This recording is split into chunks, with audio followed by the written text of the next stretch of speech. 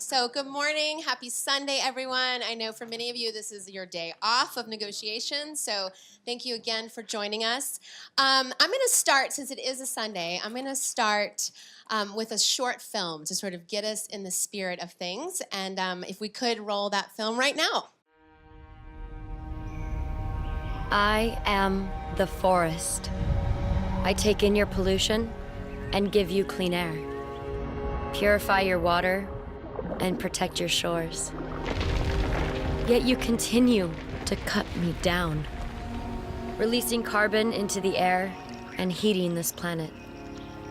While some of you stand with me, most of you turn your backs on me. But I am resilient. Let me grow, and we can solve your climate problem together.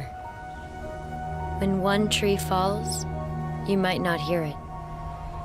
But when millions fall, I assure you, you will feel it.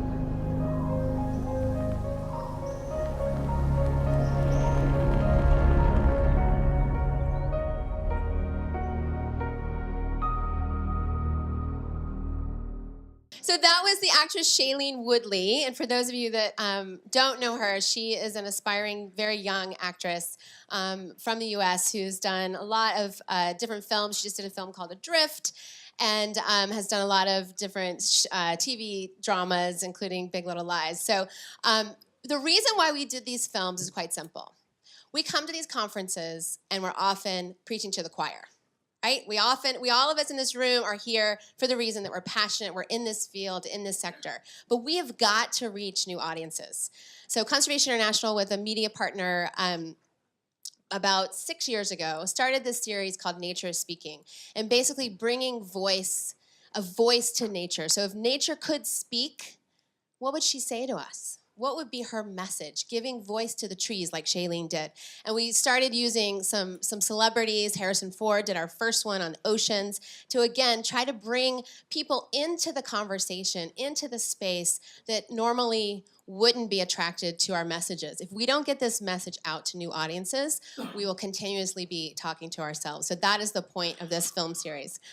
So I'm thrilled to be here, and I wanted to talk about a few things today, and I will try not to take too much time, and I want this to be a little bit interactive. But I'm here with Conservation International and part of this Global Landscapes Forum, which we're a big supporter of, for the simple reason that we've got to include nature, and particularly forests, into the climate conversation. So you saw this on the film, but who can tell me what percentage of nature do we believe is part of the solution? Is it 30? Is it 25? Who knows what the latest science is telling us? 38. I heard 38. Yes, 37, 38%. Exactly. That is what our science is telling us, that so if we all went to zero fossil fuel emissions tomorrow, we all drive Teslas or something much cheaper, we all go green tomorrow, we will not achieve the 1.5 degree world. We just won't, because deforestation represents such a big part of the problem. Now, I want to put this a little bit in historical perspective for you right now. We have the great fortune at Conservation International of having an amazing gentleman on our board of directors, a guy named Jared Diamond. So hands up, who's heard of Jared Diamond? Okay, so Jared Diamond is an anthropologist, a historian, an incredible man, and he wrote a book in 2005 called Collapse. How many of you have read that book? Okay, so this is gonna be familiar to you. So in that book, he looks at societies over time and why they failed. So there's obviously the political reasons, but the non-political reasons he attributes to 4 factors. 1, climate change and the resulting impacts of weather stress, in particular droughts. The second is a hostile neighbor, not surprising, a warring neighbor that overtakes you. Number 3 is a deterioration in trading partnerships with your neighbors. And number 4, society's inability to deal with the top 3. Now, he looked at societies over 13,000 years, and he determined that those are the 4 main factors. And so let's fast forward to today, and what are we seeing today? So I live in Washington, D.C., and I have to say our news is filled with the caravan, right? So these groups of migrants who have come from Central America primarily that are trying to get in the United States. So the news has reported that, well, they're coming because of violence in cities. That's true to some degree, but one of the untold stories is that, in fact, many of them are farmers. They're small-scale farmers from Honduras, from Guatemala, from Nicaragua. Many are coffee farmers, and some are maize farmers, corn farmers, who have lived and worked and grown crops on their lands for generations and now cannot because of climate change. So what do you do? If you were that farmer, what would you do? You would have to leave and find a better life for your family. That is the first sign of societal collapse. Those 4 factors are actually happening right now. Now, while some parts of the United States government are not really addressing the fact that climate change is causing this, I have to say that other parts have been planning for this for a very long time. The Department of Defense has been looking at this for basically since 2000 and even before. So 2 nights ago, I was at an event with Joe Biden. So for those of you who don't know, Joe Biden was vice president.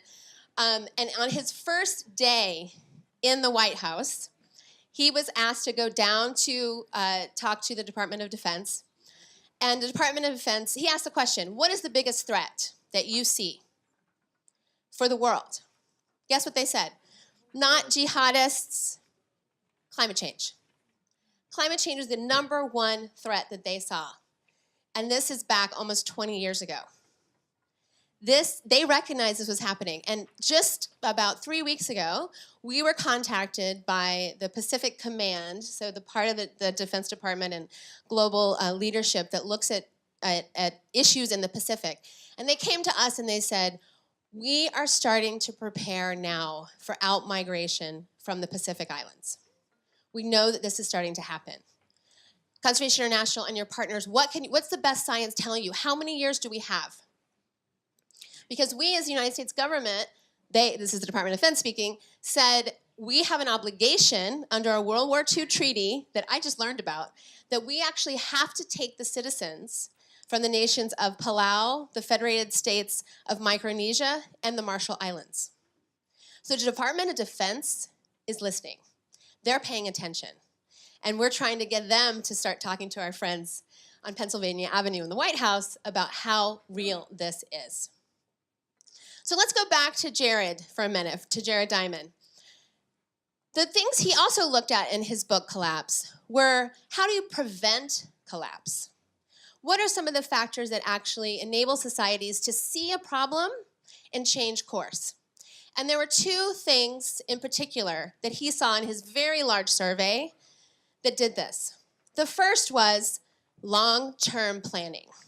When you see an issue, such as climate change coming, the ability to sit down with unlikely partners and actually come up with a solution, to have radical partnership, to work across the lines, for companies who usually compete together, to sit down and work together, for communities who are often fighting with the government, to sit down and work together, for governments, no matter what political party you are, to sit down and discuss this really existential threat that is happening now. That was one. The second one was a reassessment of values. So what does society's value? Is it only short-termism? How do we get the most out of our land as quickly as possible and move on? Or do we actually think more about long-term values and how we want our children and our grandchildren to live on this planet of ours? Those were the 2 factors that prevented collapse. So that's why I'm so excited about this discussion here today.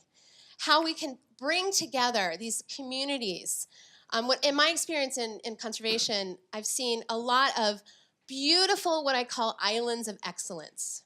So beautiful sustainable production on a farm, and a beautiful protected area in another place. And guess what? They're often hundreds of miles apart. They're not connected. The areas between are often trashed.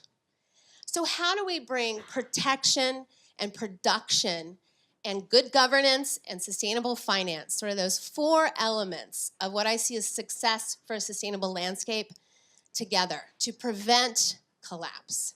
This is what I think this forum is about, bringing together non-traditional partners, players, from corporations to governments to communities together to really develop those long-term solutions and reassess our values as a society.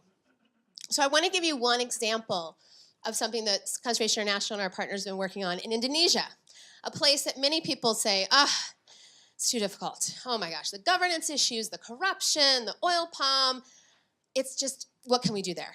We work in Sumatra, in particular, in northern Sumatra, on something called the Sustainable Landscapes Program. And we're working with 9 major corporations, from Mars to Unilever to Procter & Gamble and others, as well as communities and governments, on that 4-step process of how do you sit down, do long-term planning, look at protection and production in a landscape, and really include smallholders. So we had a great conversation yesterday about the role of smallholder farmers and incentives for smallholders. And not surprisingly, the biggest incentive is profitability, right? So in this landscape in northern Sumatra, we've been able to increase productivity and thus profitability between 60 and 100% for in particular, coffee farmers and on rubber plantations, on smallholder farms in northern Sumatra. This has been a game changer. At the same time, we brought the government together and we said, look, forests are important not just because of biodiversity. Biodiversity is huge, of course, but we know you care about landslides and massive floods. So how about protecting this land that we've determined has the best forests that can prevent floods, 1.2 million hectares of additional land, 17% of the province is now under protection as a result of those efforts to come together and think long term. So I would say that this is an example of success. We've got a long way to go, but that's the kind of thing that we want to see towards moving in the right direction and preventing collapse. The second thing I wanted to mention is an area that we all need each other's help on. We're in the age of adaptation. We know we have got to, as a global society, adapt to climate change. And one of the best ways to do that is through the restoration and reforestation of our critical ecosystems. Now, the models that we have to date, they're not great. They're expensive. They often fail, high failure rates. And we're working with 23 African countries right now through something called AFR 100 to restore 100 million hectares of land in Africa to ensure that we can help restore and buffer some of the most critical ecosystems that have been devastated through agricultural expansion, charcoal production, and other things. But we need better models. We need to become more efficient. We need to make sure that what we're planting provides long-term benefits to local people. So for those of you in the room that are working in this space, let's all work together on this, because no organization can do this alone. We've got to do this in consultation, in collaboration, so that as a community, we can find the best models and do it as quickly as possible. So in closing, I just want to say thank you all for being here. And really, what you're doing today in this room, and what you do really for the next 12 years, as we saw from the IPCC report, we have a timeline. The next 12 years are absolutely critical.